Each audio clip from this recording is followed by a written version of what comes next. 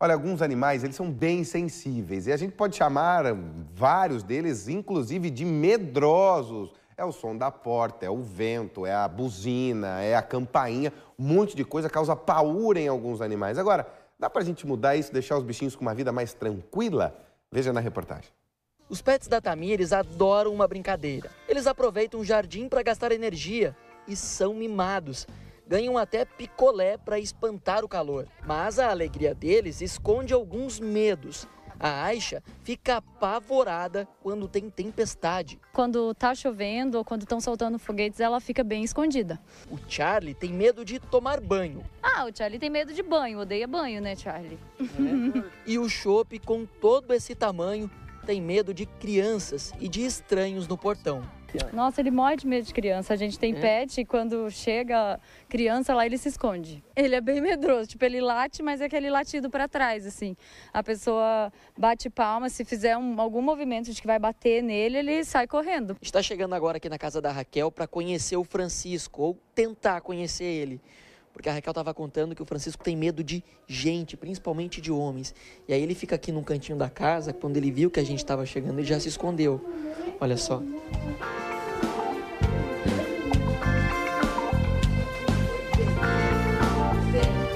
Vamos ver se a gente vai chegar pertinho dele. Vem, Francisco. Vem aqui, vem. Vem. Olha, ele é arisco, ele não quis chegar perto. Ele vivia na rua e acabou sendo atropelado pela Raquel. Ele já está bem mais sociável. A doutora acha que provavelmente ele sofreu alguma agressão, né? As pessoas batiam, principalmente homens, e ele tem muito medo de mão.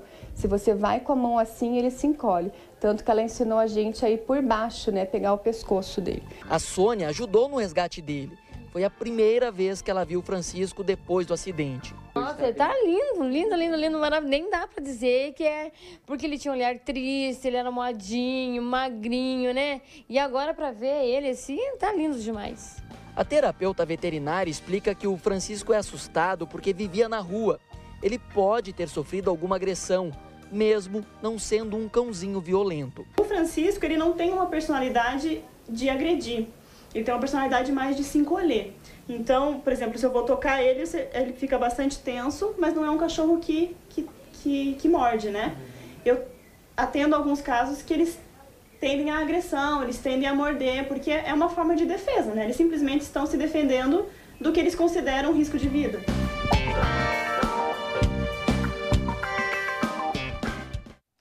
Estamos recebendo aqui uma adestradora de animais da Bela Guia, a Isabela Pereira, vai bater papo com a gente. Isa, bom dia, obrigado pela presença. Obrigada pelo convite. Isa, enquanto a reportagem estava no ar, você me falou uma coisa que chama atenção. Esses cães medrosos, normalmente, eles mordem mais que os cães que são de raças que tendem a ser mais violentas. Isso realmente acontece? Acontece, porque é uma atitude extremamente instintiva do cão. Ele não pensa, ele simplesmente reage e ele descobre que a agressão dele afasta realmente a pessoa ou outro cão que ele tem medo. É isso que ele quer afastar. Quando o cão está com medo, ele quer que as pessoas se afastem. Bem isso, bem isso. Agora, esses medos, eles são o quê? São de traumas? O que pode ocasionar o medo num cão? Um trauma é algo bem difícil de reverter, né? Não é impossível, mas traumas causam bastante medo. Mas também pode ser genético. Percebe-se que filhotes de cães medrosos, naquela ninhadinha, nascem alguns bem medrosos e tende a ir piorando geneticamente falando. E isso tem resolução, isso? O cão geneticamente medroso? Olha, nem imaginava que isso existia. Tem sim.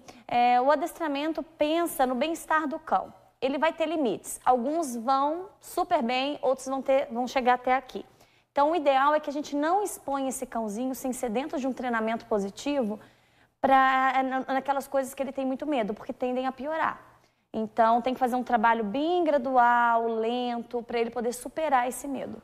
Você falou de um adestramento positivo. O que é isso? O adestramento positivo visa fazer o cão entender que aquilo não é ruim.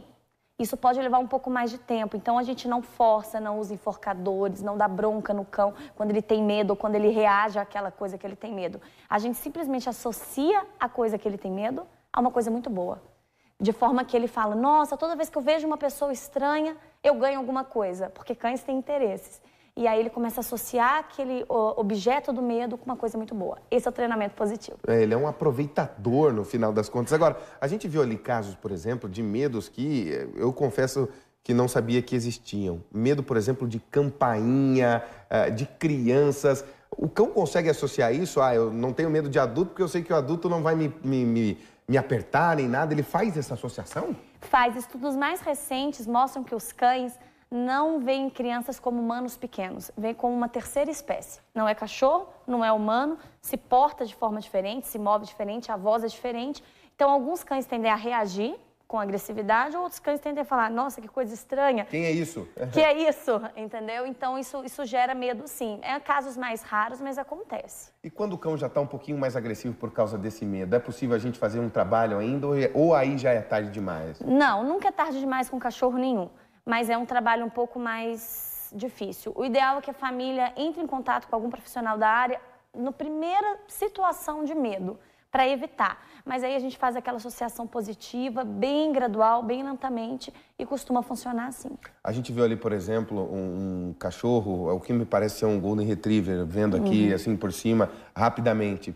É uma raça que normalmente não é agressiva, mas ela pode, em algum momento, reagir mordendo por conta desse medo, mesmo não sendo da índole do cão.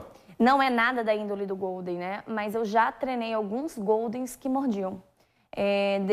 Normalmente devido a traumas grandes, coisa muito pesada na vida dele.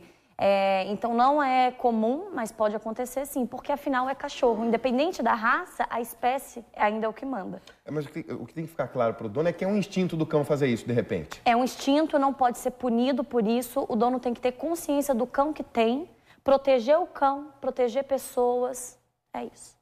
Nossa, que coisa, proteger pessoas, é isso mesmo, né? A gente acaba protegendo. Agora, qual é a reação que a gente tem que ter na hora que o cão tem esse ato instintivo? Porque a primeira coisa que a gente faz é dar uma bronca no cachorro, irremediavelmente. O que a gente faz nessa hora? Porque a gente também se desespera do lado de cá, né, Isa? É horrível ver o seu cachorro avançar em alguém, mas a gente tem que identificar os gatilhos. Qual é o gatilho inicial para o meu cão reagir com agressividade? É a campainha. Então, quando tocar a campainha, a gente ensina ele a ir para a caminha, recebe alguma coisa bem legal e ele não é liberado até que essa pessoa entre, faça tudo.